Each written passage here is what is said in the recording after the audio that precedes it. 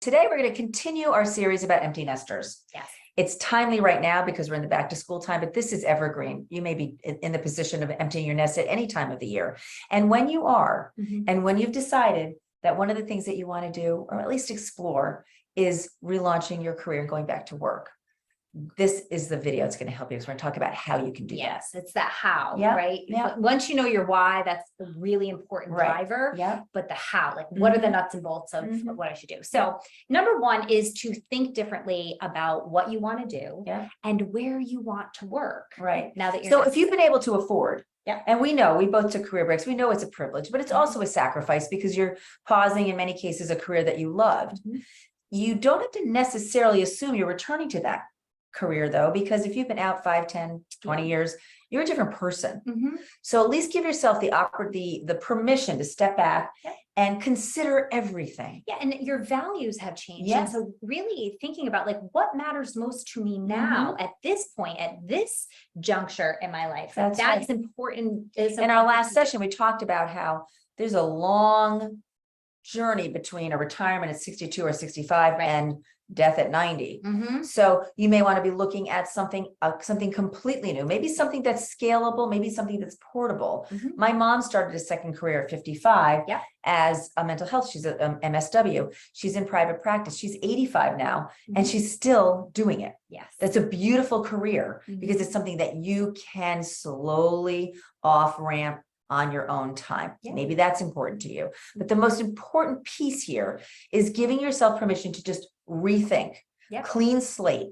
What do I want to do? Where do I want to go? How do I want to feel? What do I need from this work to make it exciting for me? And giving yourself that time and knowing that you can afford it. You can afford a few more months of doing that to really, or of not making it to really dig deep in this. Yeah, we have something called the Explore and Assess Guide.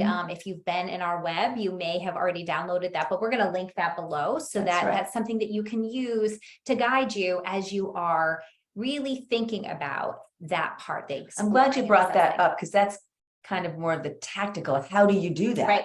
You know, and this guide will help you understand that exploring is talking to people, finding out what they do, exploring a role, maybe exploring a company in your community or a nonprofit, or exploring an industry, and just asking questions and getting information. Getting yourself educated. The next pointer is going to talk more about how you assess it. Yes. Right. Yep. So it's taking stock of all that you've done, all the experience you bring to the table, and then determining how that is transferable in the work that you're targeting, that you want to do. So as you're talking to people and you're learning about the roles that they fill, and there are new roles that didn't exist, even if you've just been out for 5 years, and you're taking notes and you're learning that, you're then assessing it, you're overlaying, okay, this is what I do. These are the skills that I have in the workplace. These are the really valuable skills I accrued during my time on a career break. Make sure you give yourself value for those. They are credit for those because they are valuable to hiring managers in the industry. We talked about that on the last session. Right. So then you're going to kind of look at them together. Okay, so let's give an example. Okay. Let's say you, in your last role, you were an auditor, right? And so you were doing operational audits, maybe some financial audits, and you've been home for 10 or 15 years, and you've been on the PTO board, and you volunteered in a nonprofit, you handled caregiving for an elderly relative, and you were navigating the healthcare system, and you were power of attorney. So a real broad range of the same skills that we see for most of our students, right? So that operational audit, that's great. You learn a lot about how organizations run, but now you've more been in the trenches doing the work. Maybe right now you're interested in a job in operations.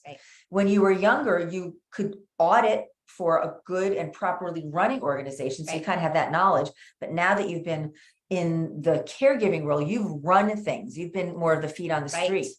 So I might call Kelly Biskupiak and say, Kelly, I know you're an operations manager at this company. I'd love to talk to you just for 10 minutes to learn more about your role. That's the exploring. Most people are going to agree to that kind of a call.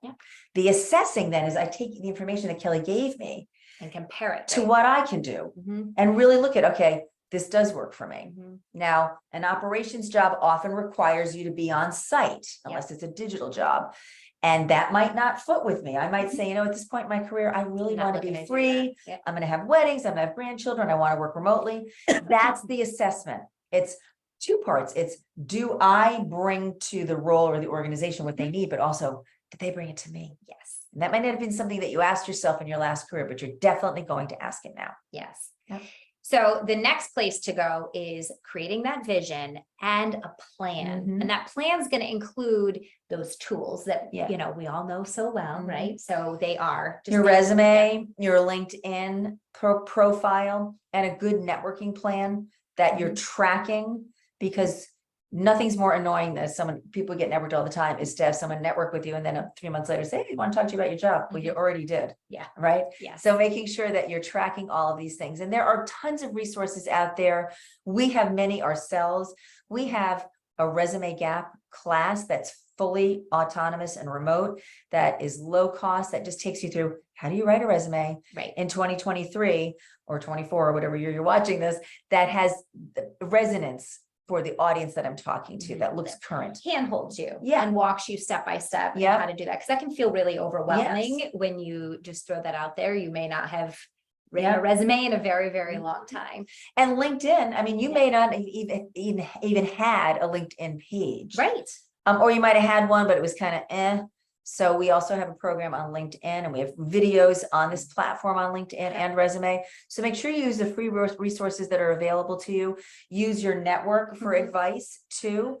And as Kelly said, put that plan in place, put those steps in place before you start working on the tools. Yep. Okay. Yeah. And so you want to think about your timeline. You want to think about, where are there areas that I may need to skill up, and really vet the fact that that might be a reality for you, or it might not be. And you vet it by these conversations. Exactly. Don't just assume. We see a lot of people that they get to this point, they start taking lots of classes. Yes. I'm going to get certified in everything. Yes. A, you may not need it. B, that's a really easy way to it's a stall tactic. Yeah. It's a high tactic. Yeah. All right. And the last one, and I think probably most important, is this can be a real journey that can be a lonely journey. And so you don't want to do it alone. And you want to be sure that you have people around you, you have a team of people around you that are going to hold you accountable and are also going to keep you going when it gets hard and difficult. We work with women from all over the world that are doing this return to work journey. And I think one of the strongest parts of our program is that community, and how the students will hold each other accountable, but they also hold each other up when it is a challenge. Exactly. So we did a recent video on this YouTube channel on building your career relaunch team. You'll want to check that out, because we give you 4 examples of key roles that you should be filling to support you in the totality of your journey. Absolutely. Okay. So there you have it. That's how to relaunch your career now that you're an empty nester. If you liked what you heard today, you can like and subscribe. We put out new content every Monday. And if you want to learn more about us and the programs that we offer, you can visit us at www.preparetolaunchu.com. Thanks.